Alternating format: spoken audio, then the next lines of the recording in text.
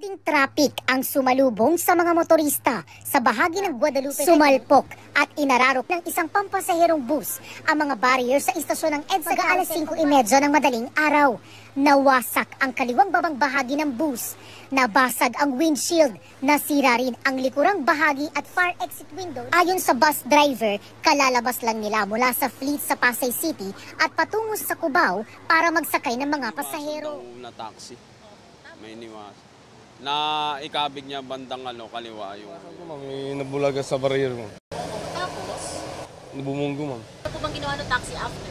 Pero sa footage na kuha mula sa CCTV ng MMDA, walang taxi.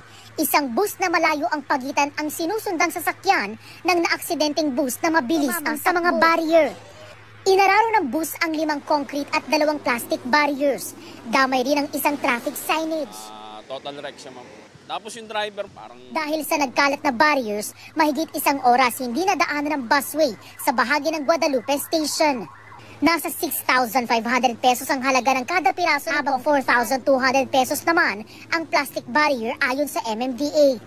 Pababayaran din sa truck driver ang nasirang patuloy ang investigasyon ng otoridad sa aksidente, kasabay ng paghahanda ng mga reklamo o parusang ipapataw sa driver at kanan ang apektadong linya ng kalsada.